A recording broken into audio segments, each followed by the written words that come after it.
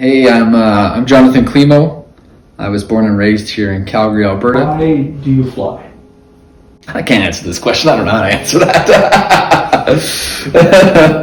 It's not always just about the paragliding, right? It's about the community aspect. So, just to go out and chat paragliding for a while and land at the end of the day when the sun is setting, and you've flown, 200 kilometers away, and you experience so much in that 8 hours of flying or whatever it takes. So it's super fun. It's not just for chasing big distance, although it's pretty fun to chase big distance. It's super fun to go out with friends and everybody's there and you're hanging out and it's an easy getaway. You nailed it. What was your best flight in Alberta? I had one flight. Wow. One towing flight, it was awesome. One towing flight, it was spectacular. So I got to fly, I think 283 or 286, I don't know. 286 kilometers. The Saskatchewan border anyways. It was a super tough day, but it's just wore my one towing flight in Alberta, and it was pretty fun to fly over the Badlands and stuff like that. You get to see the crazy terrain that we have here in Alberta from above.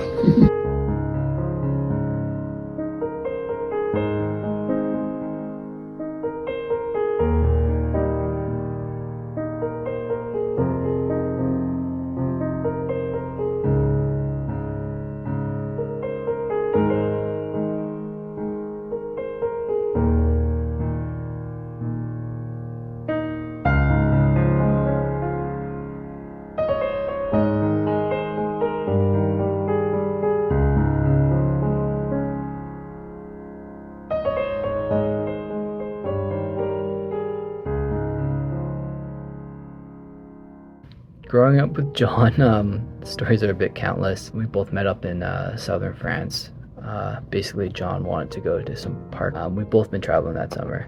Me by bike and a bus. He's been hitchhiking. So we decided to hitchhike.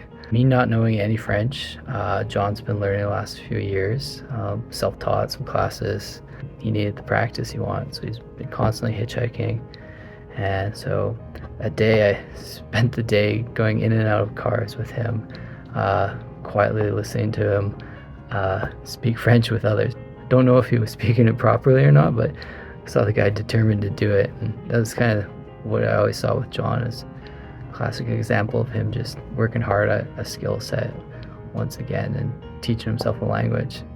Then it was funny, like the next day we go to some religious castle that he was very excited to see, and the moment that there's a ledge that's a little high, he's on it, climbing up it. There's a bridge, he's balancing off of it, leaning over the top of it. So for me, that was just summed up John, for seeing him be determined on something, and then also just the classic, like, always testing boundaries. So loved it about him. Made me a better person, seeing someone always pushing boundaries and trying something new. John approached every new hobby with such passion and joy, from playing piano, guitar, from carpentry, from hockey, snowboarding, skateboarding, from building the giant model train set to collecting snakes. John's smile and his infectious giggle is going to live on with me forever, and I'll treasure every second I got to spend with him. Hey, this is Chloe. I just wanted to say that I feel so lucky I've met Jonathan. He was such a big inspiration for me. When I first met him in Pemberton, we went camping once by Green River, and I'll always remember that conversation that lasted for hours, just talking about flying. His passion was contagious, and he was an amazing person. My name's Tom Kiddo, and I'm a paragliding friend of Jonathan's. In October this year, we both went and competed in the X-Red Rocks paragliding competition in Utah. It was a lot of fun times with him there, but a couple that stand out for me was his terrible choice of footwear for what was a mountaineering and hiking race. Racing in Vans sneakers was definitely the only one on the starting line with those. And also, when we were going to the starting line one morning, he was driving lead-footed as usual and managed to get pulled up for driving at 60 through a school zone. And we were only 300 metres from the starting line, and we could watch everyone line up and start the race while Sheriff Larson was giving Jonathan a grilling and turned out he didn't have his passport or his driver's license on him at the time and was driving with bare feet. So we managed to talk our way out of that one, but I think there was a little bit of nervousness that it was going to be an expensive exercise. Anyway, I'll miss him greatly, and I'll be remembering him fondly in all the future races to come. Jonathan, Sonia, and Michael here. Hey Jonathan, we just wanted to really thank you again for your incredible time living together, all the adventures together, was it on the ground or in the sky, flying together, and yeah, we will truly miss you, and I'm so sorry to hear what has happened, and we're sending so much love and sending you free, fly high. I'm James Elliott. Jonathan was like a brother to me, both on the ground and in the air. He supported me in several hike and fly races, including last summer's Red Bull X Alps, and we as a team wouldn't have gotten across the finish line were it not for his expertise and his skill in everything paragliding related. He's going to be deeply missed, brother. My name is Philip. One of my memories with Jonathan was we were in Colombia, and I used to think I was a good pilot at one time, so I flew with him. It was just me and him. You know, I come out of the clouds and boom, there he is. And I'm like, I'll shake this guy off in like no time. You know, I got stuff to do today.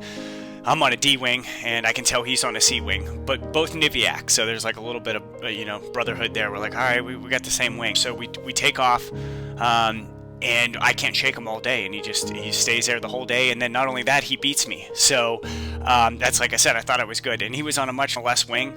But then when I met him in person, we both ended up taking pictures of each other. It was pretty cool to experience that. And then when I met him, because part of you, there's some ego, but when I met him, I was like, I will take second place to you every single day. An amazing guy, he had an amazing kid, he just really knowledgeable, looked everything up, and was just, that's what he brought. And anybody who had the honor to meet Jonathan would know his sense of being, like who he was, and that's what I saw. When I met him in person, I was like, I'll take second place to you any day, because I respected who he was as a person and what he brought. My name is Joe Van Kampen. John and I have been friends for 20 years. I got married in 2011, and right before we got married, he asked me what I was most worried about for the wedding day itself. And I just kind of said to him, I'm worried about the things that are out of our control. And he said, okay, well, I'll take care of that for you.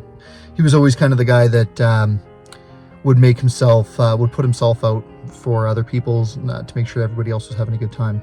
Hi everybody, this is George from Brazil, and I shared a house with Jonathan in the beginning of the pandemic, and he was just one of the greatest people I've met. We did barbecues, pizza nights, we played soccer all the time, and he's one of the best people I met. I think that it could actually be possibly any better right now. That's just ridiculous. Look at that over there.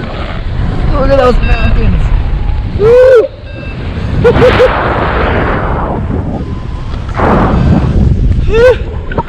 Little cold up at 3,000 meters.